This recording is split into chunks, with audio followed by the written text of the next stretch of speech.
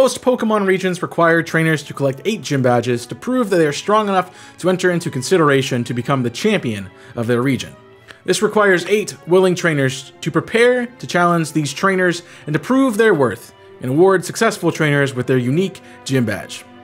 What's good, Chaotic Nation? It's your boy, Chaos here, and I'm asking, what if you were a Pokemon gym leader? I'm working on compiling a list of every type and every slot in the sequence for your gym challenge. Today, I've decided to challenge myself with the ghost typing. Now, it's pretty easy to make a ghost type gym around the ideas of possession or haunting. Maybe you even want to create your own unique haunted house. Ghost type trainers are pretty much caught from the same Reaper cloth. And I'm sorry to say that I wasn't too unique in my idea for this episode. I do have what I feel like is a cool concept as I revisit one of my favorite regions, the Ore region, as I conceptualize what gyms would look like in Pokemon Coliseum or an XD remake. An easy location would be assuming Kamino's lab. We wouldn't even have to redecorate because it already looks like a haunted mansion, but I've decided to give myself a little bit more of a challenge. I've decided to take over the SS Libra that has been stuck in the desert. The SS Libra is a ship that was transporting Pokemon at the beginning of Pokemon XD. Cypher, however, intercepts the vessel and with the power of XD-001 or Shadow Lugia, transports it to the middle of the Ore Desert. Fortunately, we have the opportunity to visit the ship as we progress throughout the game. The ship provides a great opportunity for our purposes. Because the size of the ship of the SS Libra, it is unlikely that it will ever be moved from its resting spot in the Ore Desert. And we know that it is home to a worker who stumbled upon the ship, and while finding the ship is a great discovery, the general public all but forgets about the ship after a few years, leaving it completely and totally abandoned. It's only after you begin your gym challenge that the ship come back into sight for us, as the location of the 7th gym. We only find out about the location after dealing with the 6th gym leader, where we get tipped off about the 7th gym leader hiding out in the desert. Unfortunately, this is where many gym trainers end their challenge because they cannot find the location of this gym leader. But like Pokemon XD, you will need to obtain a key item or an upgrade to be able to travel out into the desert. Maybe there's homage to the desert in Hoenn by the key item being Go Goggles. Upon arrival, the ship looks relatively unchanged, besides being more dilapidated than ever. Even the interior looks similar, with rotten Pokesnack crates still blocking your path forward. The challenge of this gym is that you have no guide to help you. Inevitably, someone will try to post a guide that tries to help you, but I have thought of that when I created this gym, and I have made this extra puzzle unique to each copy of the game. Your trainer ID will determine how the puzzle will show up in your game, giving you an infinite options for the paths to the gym leader. You could even get a seed that makes the gym leader's room right after the initial entrance areas. There will be at least 2 rooms before the gym leader's room. The first room will be a hole in the ship with the boxes that you have to push in order to progress. The second room will have a staircase leading up or down and a room toward each of your cardinal directions, with a save and a heal station by the north door. As I mentioned, if you choose the correct path, you may end up at the gym leader, if you choose the right way to go. Messing up the correct pathing will place you back at the second room, where you will encounter some sort of ghost type Pokemon. These Pokemon can be caught and added to your team. Once you have found the correct path, you will find a room with a sleeping bag on the floor. There will be random items strewn throughout the room so it looks like someone is living there. Your only option is to interact with the sleeping person to progress.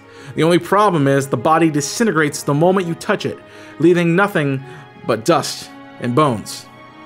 "Aw, man," says a voice from behind you. "That was my favorite decoration." Really gave "I'm surviving on my own" vibes. So you must have something to have made it to my secret room. But now it's time for you to leave. And I will push you out the door, which sends you back to the second room. Later, nerd! And I vanish back into one of the doorways. You must follow me in order to progress. Otherwise, you will have to complete the whole puzzle again. Persistent little nerd, aren't you? I say. Fine, here's some candy. And I give you a rare candy. Now run home to mommy. When you interact with me again, I say, "Not what you want, huh? Most people leave after getting such a rare item, but I guess you want to show everyone how tough you are. Well, I guess you figured out I'm the gym leader, so if you want your badge, you'll have to fight me for it." And the battle begins. Because we are in the Ore region, we are adopting the double battle format used by locals for this gym challenge. One of my leads will be a level 42 Sinistcha. I will have the ability Heatproof to help deal with my fire weakness. Sinistcha's moves will be Shadow Ball, Strength Sap, Life Dew, and Rage Powder. In case you try to be fancy and taunt me, I am holding a Mental Herb so that I can break through taunt the first time. Perhaps double taunt is your initial strategy, which could have worked for this team. My other lead is a level 42 Poltergeist, because I thought it would be cool to have Poltergeist and Sinistcha on the field at the same time. Poltergeist knows Shadow Ball, Nasty Plot, Protect, and Psyshock. As you might have guessed, Sinistcha provides redirection for Poltergeist to set up and do some damage to your team. I am holding a Colbur Berry to reduce the power of Dark type attacks that you might try against me. You've really got to be careful not to let this team burn you. My level 43 Jellicent is up next. I decided to run Toxic set with Brine, Recover, and Dazzling Gleam as helpful moves. D-Gleam helps deal with any dark types that you might be packing. I also plan on using Leftovers to help sustainability, but I also have Recover to help heal up when it is needed. I'm using Cursed Body as the ability as another opportunity to shut down Dark, Electric, Ghost, or Grass Pokemon that you might use against me because that move might get disabled. In the back is a Cursula at level 44 to help me eat some hits. I feel like Weak Armor is better than Cursed Body for this team, so that's what my Cursula is rocking with. It knows Power Gem, Icy Wind, Shadow Ball, and Revenge. This is another option to deal with your Dark types as Cursula has respectable 95 base attack stat. I'm also running an Assault Vest to eat any special attacks that you might bring, so this makes it a really good physical and special wall. This is a great support mon for this team with Icy Wind to lower speed, and it has good coverage for any other mons that you may bring, so it should pose a challenge to you as you're fighting this gym. I also have Dhelmise in reserve. Dhelmise has Leech Seed, Gyro Ball, Anchor Shot, and Protect for moves. Dhelmise will be great for Toxic stalling partner with Cursula, as it will prevent switching with Anchor Shot. Plus, it can also stall with Leech Seed, which gives additional HP boost to Dhelmise because it is holding the big root. Steelworker also comes in handy for attacking moves, boosting their base power of Gyro Ball and Anchor Shot. My final team member is a level 45 Goldengo. I have equipped it with an air balloon in case you're running a ground type and earthquake spam. Goldengo knows Make It Rain, Shadow Ball, Metal Sound, and Recover. With good as gold, your best bet is straight up power dealing with this Goldengo.